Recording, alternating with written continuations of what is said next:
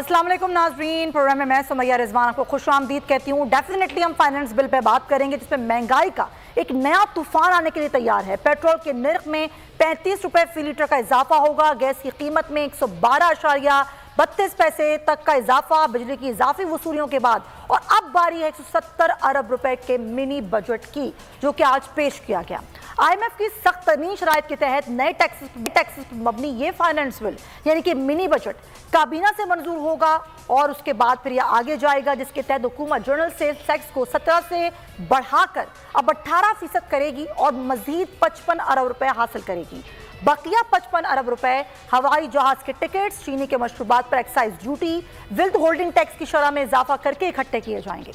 रात गए होने वाली पेशरफ्त में FBR ने मकामी सतह पर होने वाली सिगरेट पर फेडरल एक्साइज ड्यूटी बढ़ाने के लिए SRO 178 भी जारी किया, जिससे तंबाकू की मसनूआत पर आए टैक्स से 60 अरब रुपए इकट्ठे किए जाएंगे। तो ये जो सूरत हाल है जिससे सिर्फ और सिर्फ एक आवाम जो है वो टैक्सेस के बोझ तले दब रही है, और जो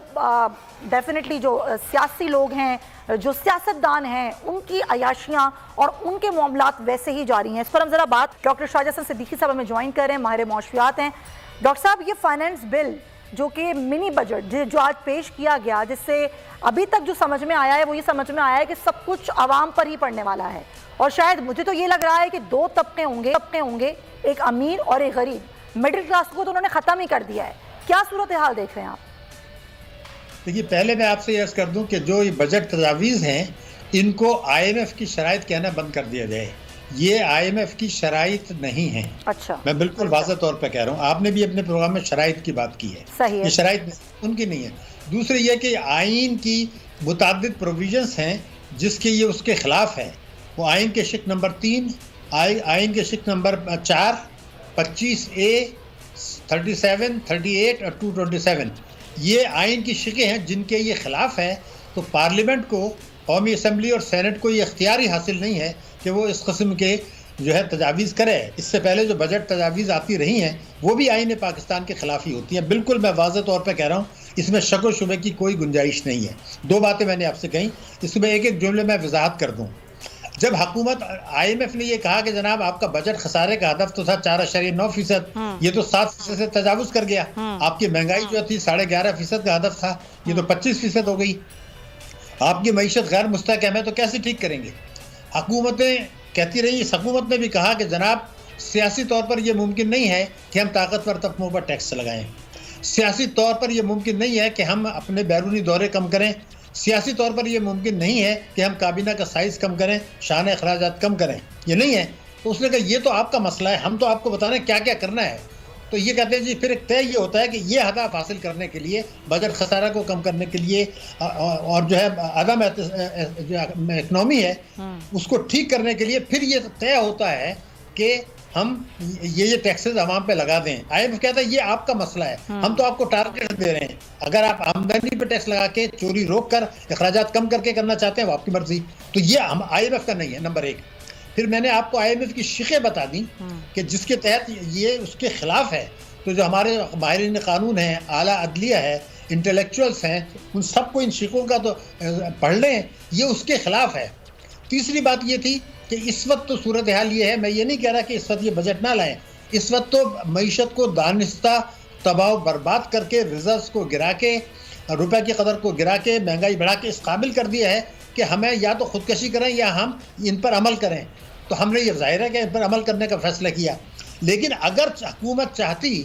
तो IMF को राज़ी कर सकती थी वो इक़दाम उठा के जिसका आवाम पर बोझ ना पड़ता, लेकिन ये ऑप्शन हुकूमत ने इख्तियार नहीं किया। एक बात। अब मैं अपोजिशन की बात करना चाहता हूँ, वो मुख्तलिफ एहतजाज तो कर रहे हैं मगर वो ये नहीं कह रहे कि जनाब आप हर किस्म की आमदनी पर टैक्स तो लगा दें, आप अपने शान अखराजात तो कम कर दें। ये भी तो कहना साथ में, आप पेट्रोल के नर्ख बढ़ाने के बजाय। डॉक्टर साहब,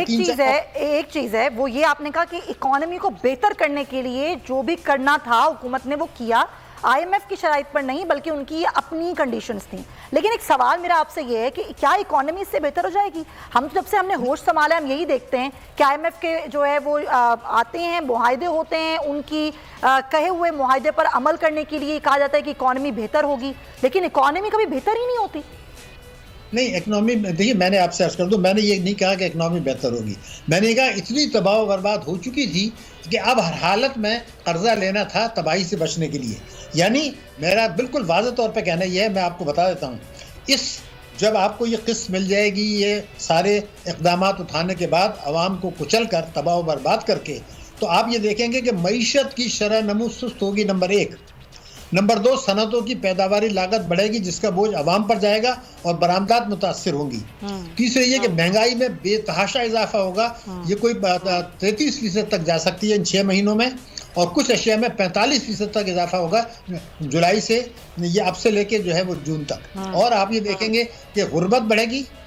بے روزگاری بڑھے گی مہنگائی کے علاوہ غریب اور امیر کا فرق بڑھے گا بھوک بڑھے گی یعنی لوگ اپنے بچوں کو اپنے خاندان کو پیٹ بھر کے مناسب غذا نہیں دے سکتے ڈاکٹر صاحب ایک چیز بتا دیں مجھے آخر میں کہ یہ جو مہنگائی بڑھ رہی ہے اور مزید بڑھے گی 35% تک جانے کی آپ کہہ رہے ہیں کہ شرح ہوگی یہ کبھی کم ہوگی ڈاکٹر صاحب عوام یہ پوچھ رہے ہیں دیکھیے میں آپ سے صرف ایک جملہ کہہ سکتا ہوں کہ اگر میں ابھی 2 جملے میں کچھ باتیں کرنے والا ہوں اگر اپوزیشن کھڑی ہو جائے کہ آپ یہ تو ابھی جو کچھ کرنا ہے وہ تو کر لیں کیونکہ ابھی تو ہمیں پیسہ چاہیے لیکن اگلے ہفتے میں آپ یہ اعلان کر دیں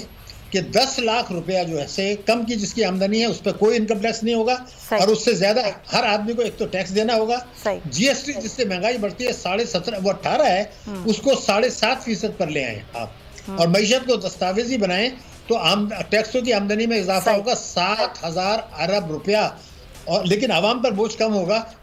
تو یہ مہنگائی آ جائے گی آپ کو 6% پر اگر یہ قدم اٹھانے کے لیے تیار حکومت نہیں ہے تو اپوزیشن یہ مطالبہ کرے کہ آپ کی تینوں پارٹیوں کے منشور کے مطابق ہر قسم کی آمدنی پر ٹیکس لگائیں اور جی ایس ٹی کو 18 سے 7.5 پہ لے آئیں پیٹرولیم لیوی جو 855 ارب روپے لے رہے ہیں اس کو 0 کر دیں